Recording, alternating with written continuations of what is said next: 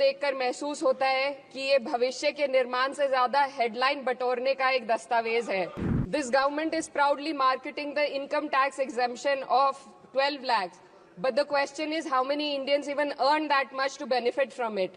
बेदम हुए बीमार दवा क्यों नहीं देते? बेदम हुए बीमार दवा क्यों नहीं देते? तुम अच्छे बसिया हो, शिफा क्यों नहीं देते? मिट जाएगी मखलूक तो इंसाफ करोगे, मुंसिफ हो तो हश्र उठा क्यों नहीं देते? सिद्धराज चौधरी प्लीज। धन्यवाद सभापति महोदय। आज मैं यूनियन बजट 25-26 पर अपनी बात रखने के लिए खड़ी हूँ।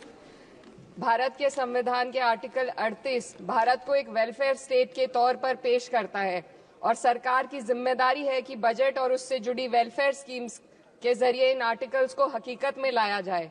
इसलिए यूनियन बजट सिर्फ एक आंकड़ों की किताब नहीं, बल्कि सरकार की प्राथमिकता और वेलफेयर स्टेट के संविधान से जुड़ी वफादारी का आईना है।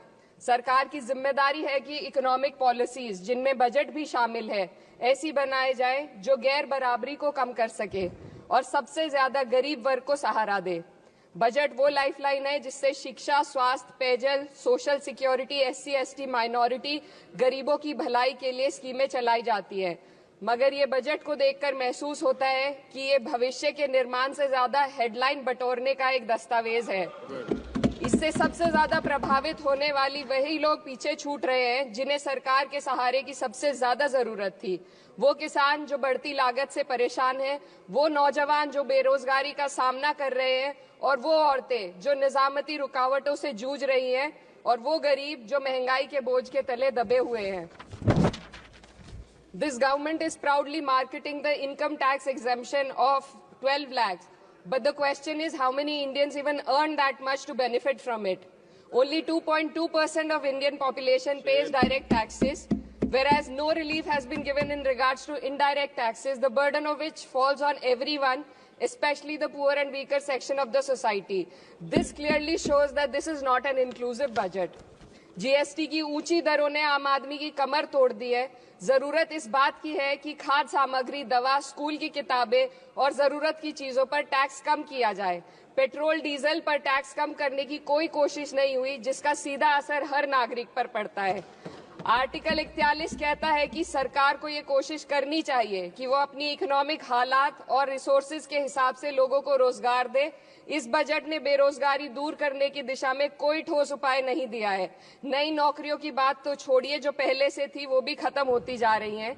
स्किल डेवलपमेंट प्रोग्राम के नाम पर करोड़ों खर्च किए जा रहे हैं, मगर सवाल ये है कि ट्रेनिंग लेने के बाद कितने नौजवानों को असल में नौकरी मिल रही है।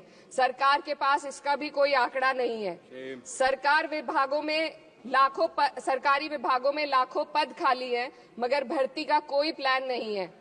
आर्टिकल 45, जिसके द्वारा सरकार की जिम्मेदारी है कि हर बच्चे को 6 साल की उम्र तक फ्री और जरूरी तालीम मिले ताकि उनका बुनियादी तालीमी डेवलपमेंट सही से हो सके, जिसको संसद ने शिक्षा का अधिकार अधिनियम बनाकर और भी मजबूती दी थी, परंतु इसकी जमीनी हालत क्या है वो किसी से छुपी नहीं है। नगरीय क्षेत्रों में सरकारी स्कूलों में शिक्षक न होने की वजह से स्कूल बंद हो रहे हैं तथा दूरस्थ ग्रामीण क्षेत्र के स्कूलों में टीचर ही नहीं पहुंच पा रहे हैं। सरकार कह रही है कि डिजिटल इंडिया और AI से तालीम का इंतजाम होगा, मगर जरा जमीन पर देखिए, उत्तर प्रदेश में सिर्फ 22% सरकारी स्कूलों में कंप्यूटर है। मेरे संसदीय क्षेत्र कैराना में कई सरकारी स्कूल शिक्षक न होने की वजह से बंद हैं और मदरसा एजुकेशन के बजट में 57% की कटौती कर दी गई है। क्या यही सबका साथ सबका विकास है? इसी तर्ज पर अस्पताल हैं जहां पर डॉक्टर नहीं है। आर्टिकल 47 अच्छी सेहत और जिंदगी के स्टैंडर्ड को बेहतर बनाने की आवश्यकता पर जोर देता है। राज्य की जिम्मेदारी है कि लोगों की सेहत और उनके वेलबींग को बेहतर करने के लिए जरूरी कदम उठाए, लेकिन हकीकत यह है कि इस बजट का सिर्फ 2% ही आम जनता तक पहुंच पाता है। शामली जिले में 84 डॉक्टर की पोस्ट स्वीकृत है, मगर सिर्फ 29 डॉक्टर काम कर रहे हैं और गायनोकोलॉजिस्ट मात्र 1 है। दवाइयों की कीमतें बढ़ती जा रही हैं, मगर गरीबों के लिए कोई राहत नहीं है। सरकार ने महिलाओं के लिए बजट बढ़ाने का दावा किया, मगर 81% इसका बजट सिर्फ पोषण योजनाओं में डाला गया है। महिलाओं के रोजगार, उनके इकोनॉमिक इंडिपेंडेंस और सुरक्षा के लिए कोई ठोस योजना नहीं बनाई है। बेटी बचाओ बेटी पढ़ाओ का बजट घटा दिया गया, जिससे साफ है कि ये सिर्फ नारेबाजी थी और कुछ नहीं। किसानों की बदहाली हम सबके सामने है, लगातार चलती आ रही है।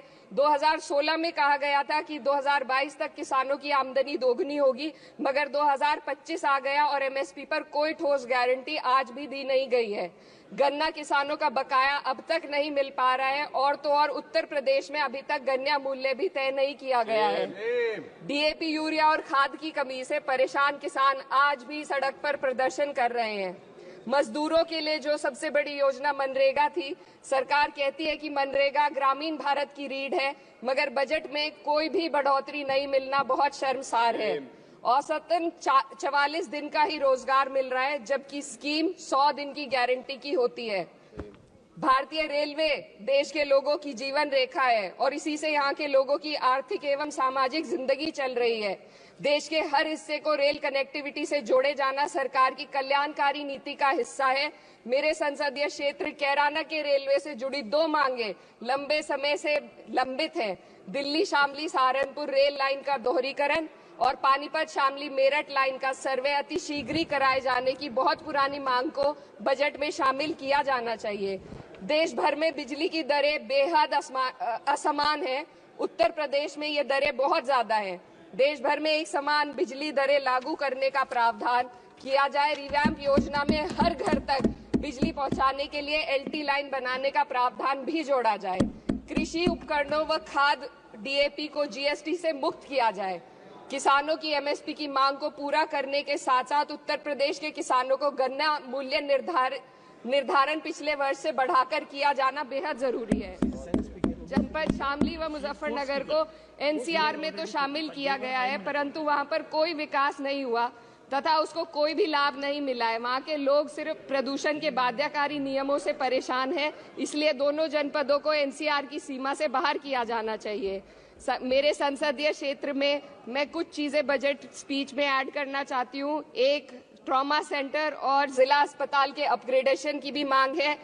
जनपद शामली और सहारनपुर में एक महिला डिग्री कॉलेज खोला जाए। कैराना में सर जस्ट कंक्लूडिंग, यमुना नदी के घाट पर सौंदर्य कार्य का भी कार्य जोड़ा जाए। जनपद शामली में टेक्सटाइल पार्क की स्थापना की जाए और जो संसद निधि है, सांसदों को केवल 5 करोड़ रुपए दिए जाते हैं और एमएलए, उत्तर प्रदेश के एमएलए को भी 5 करोड़ दिए जाते हैं। हमारी मांग है या तो इसे बढ़ाकर 25 करोड़ किया जाए या फिर सिरे से खारिज किया जाए। The union budget was an opportunity to address the pressing. Sir, just 1 minute. Please, 2 more speakers are in your party. Sir, just pressing concern of India's citizen, rising unemployment, soaring inflation, crumbling public services, and deepening rural distress.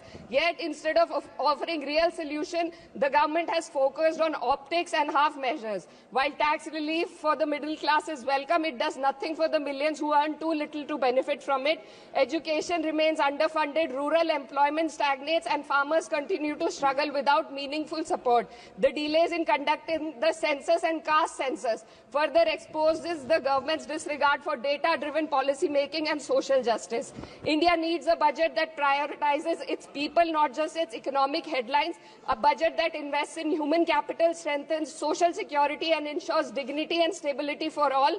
But what we have instead is another missed opportunity, one that fails the poor, the youth, the farmers, and the women of this country. Budget प्रस्ताव पर अपने विरोध को मैं 2 पंक्तियों में आपके सामने रखना चाहूंगी। बेदम हुए बीमार दवा क्यों नहीं देते?